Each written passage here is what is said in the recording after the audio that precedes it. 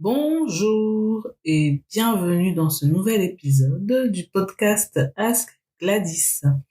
Aujourd'hui, j'aimerais vous parler d'un sujet qui, comme tous les sujets que j'aborde ici, me tient à cœur, c'est-à-dire accepter le vide. Apprendre à accepter le vide. On se retrouve tout de suite après le petit jingle.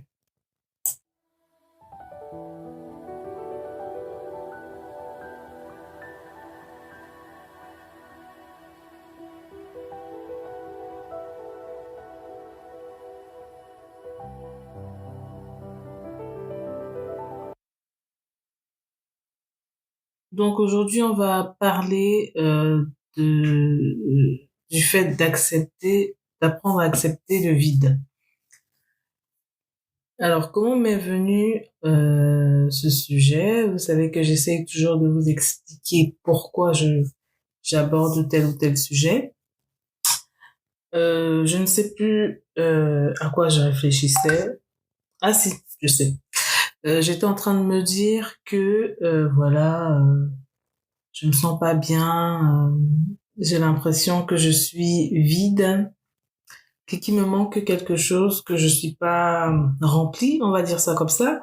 Et tout de suite, j'ai eu le réflexe de me dire, tiens, il me faut un peu de sucre, ça va me faire du bien. Ou il me faut manger quelque chose, même si j'ai pas faim, ça va me faire du bien. Entre parenthèses, j'essaie de régler, je vais pas dire mon addiction parce que je suis pas une grande mangeuse, mais mon besoin de combler le manque par la nourriture. Fermons la parenthèse. Donc, quand je me suis fait cette réflexion, puisque je suis dans ma démarche d'essayer de me sortir de ce genre de cercle vicieux, je me suis tout de suite après dit, mais en fait, Gladys, pourquoi tu as besoin de combler le vide, en fait? Le vide, ça fait aussi partie de la nature, ça fait partie de la vie, ça fait partie du monde, si je peux dire ça comme ça. Pourquoi est-ce que systématiquement, dès que tu sens que tu es un peu pas rempli, tu as l'impression qu'il faut que tu te remplisses et en plus tu veux te remplir de façon physique, c'est-à-dire qu'il faut que tu mettes quelque chose dans ton corps. Pourquoi? Et je me suis rendu compte en fait que j'avais un problème avec le fait d'accepter qu'il y ait du vide, accepter qu'il y ait du vide quelque part, accepter que c'est normal, c'est un cycle, ça fait partie du cycle. Donc j'ai poussé ma réflexion un petit peu plus loin et donc pourquoi j'ai ce problème à accepter le vide? Parce que en fait, en grandissant, pour moi le vide c'était synonyme d'ennui. Le vide c'était synonyme de d'échec, c'était synonyme de mal-être. Par exemple, quand j'étais plus jeune, chaque fois que je me réveillais de ma sieste, plus jeune, j'étais vraiment très petite, chaque fois que je me réveillais de ma sieste, je, j'étais vraiment dans un état où je me sentais déjà totalement désorientée et je me sentais vide. J'avais l'impression qu'il me manquait quelque chose. Bon, à l'époque, je savais pas, hein. J'étais très petite, je répète, donc je savais pas que c'était un problème peut-être d'ancrage, d'accepter la vie sur Terre, bon bref. Et systématiquement, ce que je faisais, c'est que je me mettais frénétiquement à chercher un de mes parents. Et c'était souvent mon père que je cherchais parce que mon père avait une présence vraiment qui vous remplissait dans le silence. C'est-à-dire qu'il n'avait pas besoin de parler pour imposer sa présence, quoi.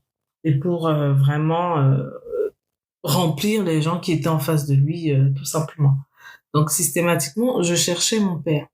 Et dès que je le voyais, je me calmais, la sensation de vide disparaissait. Et ça a continué en grandissant.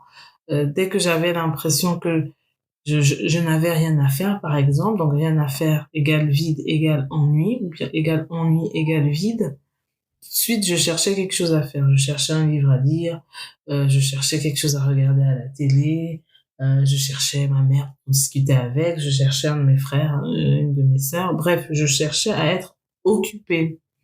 Tout ça parce que, en fait, je n'avais pas appris à vivre avec moi-même, déjà premièrement, et deuxièmement, je n'avais pas reçu l'enseignement selon lequel le vide n'est pas synonyme de danger et de mal-être. Donc en grandissant, ça s'est transformé en je suis vide, il faut que je mâche un chewing-gum. Je suis vide, il faut que je regarde la télé. Je suis vide, il faut que je cherche un palliatif. Il faut que je lise. Et plus tard, ça s'est transformé en je suis vide, il faut que je mange, il faut que je prenne du sucre, il faut, et c'était toujours un il faut, et on n'en finit pas. Donc je me suis dit, quand je me suis fait cette réflexion il y a quelques jours, mais pourquoi en fait tu as autant de mal à accepter le vide? Je me suis dit qu'en fait il fallait que j'apprenne à gérer ça parce que j'ai envie d'être bien quoi. J'ai pas envie de chaque fois que je me sens euh, un petit peu je cherche le mot, un petit peu décroché de ce qui pourrait représenter ma réalité sur Terre, d'aller chercher à me remplir d'un truc. Et mon truc, en l'occurrence, c'est le sucre. J'aurais aimé que ce soit autre chose, hein. Je vous cache pas. Surtout que j'ai des problèmes de diabète dans ma famille, mais mon truc, c'est le sucre. Et donc, je suis partie j'ai pris sur moi de ne pas rentrer dans une démarche de privation sévère, parce que je ne veux pas rechuter, mais je veux vraiment régler le problème à la racine. Et la façon de régler le problème à la racine, c'est déjà de comprendre pourquoi je veux me remplir. Une fois que j'ai compris pourquoi je veux me remplir, donc vide, comme je vous ai déjà dit, vide, pas bien, vide, mal-être, vide, ennui, vide, échec, c'est comment inclure le vide dans ma conception du bien-être. Donc moi, ce que je fais en ce moment quand je me sens vide et que mon mécanisme de attention va pas vers le sucre réussit à s'activer suffisamment vite. Attends, on va dire avant que je ne faute entre guillemets. Ce que je fais, c'est que j'inspire un bon coup, je m'imagine que je suis remplie de lumière et je me concentre sur la cause de cette envie de me remplir. Et donc je me dis que j'accepte que j'ai envie de me remplir. C'est pas un péché, pas mal. Je l'accepte, ça m'enlève la culpabilité. Une fois que j'ai accepté que j'ai envie de me remplir, je me dis, OK, si tu te remplis, après, qu'est-ce qui va se passer? Then what? Tu auras réglé momentanément le problème et plus tard, tu vas te re-remplir. Quand je dis re-remplir, j'entends avec une source externe du type nourriture, sucre. Donc, une fois que je me dis ça, je respire un bon coup, je reprends de la lumière et je me dis, OK, qu'est-ce qui fait que tu veux pas cohabiter avec le vide en ce moment? Pourquoi le vide te fait si peur? Vide égale échec, ok, on dissèque ça. En quoi le fait de pas te remplir de quelque chose qui au final n'est pas très bon pour ta santé, dans mon cas, euh, est synonyme d'échec? En fait, en rien.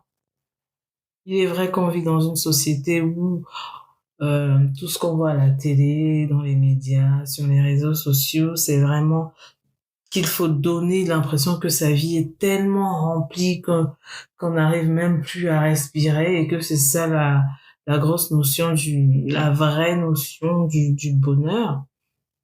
Mais laissez-moi vous dire que tout ça c'est un petit peu n'importe quoi. Dans la vie, on peut vivre une vie tranquille, pas surremplie de plein de choses pour lesquels à 50% du temps, on n'a même pas d'intérêt. et être très bien, être très épanoui, être très heureux.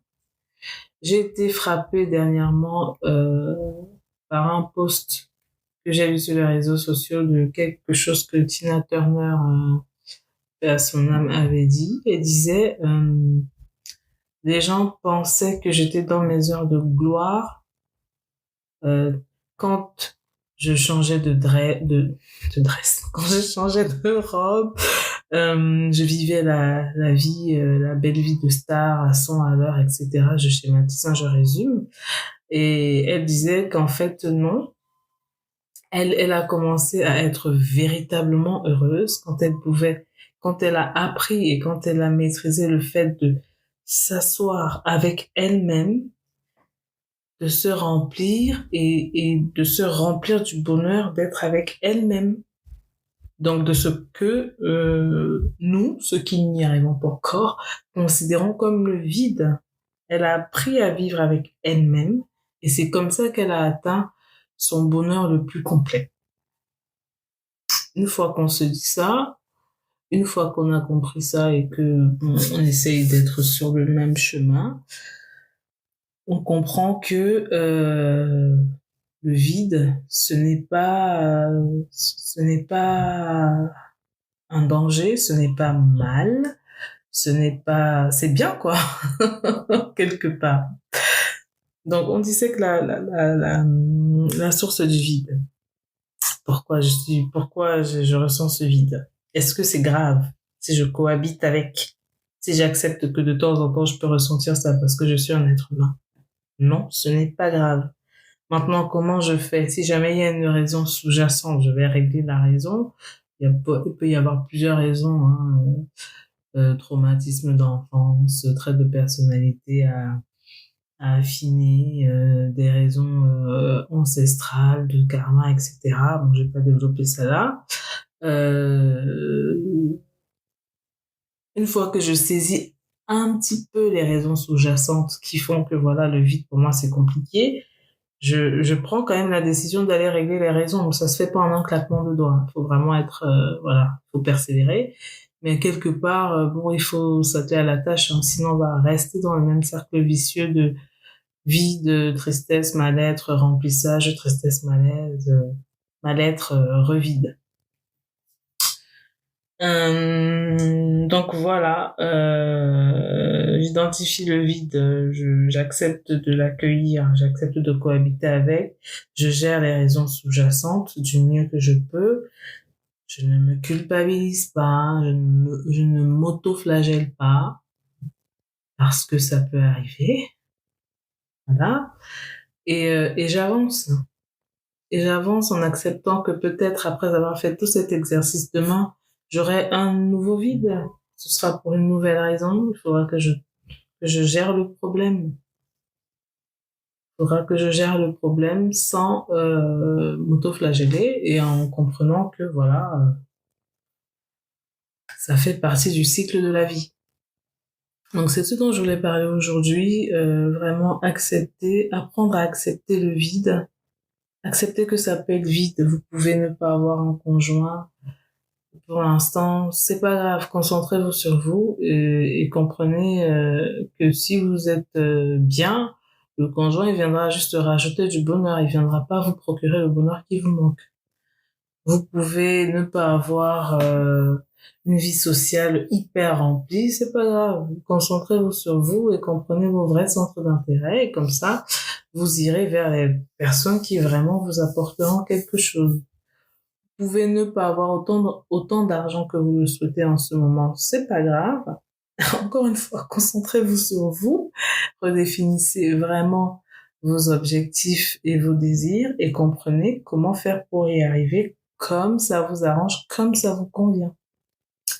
Il y a plusieurs sources de vide là que je pourrais énumérer, mais le plus important que je voudrais que vous reteniez, c'est le vide, c'est normal, ça arrive, on est des êtres humains, faut juste apprendre à gérer, à régler les causes sous-jacentes et toujours à se concentrer à aller mieux pour pouvoir rayonner ce bien-être sur les autres. Je vous remercie de m'avoir écouté jusqu'au bout et c'était Gladys et je vous dis À la prochaine dans un nouvel épisode. Ciao!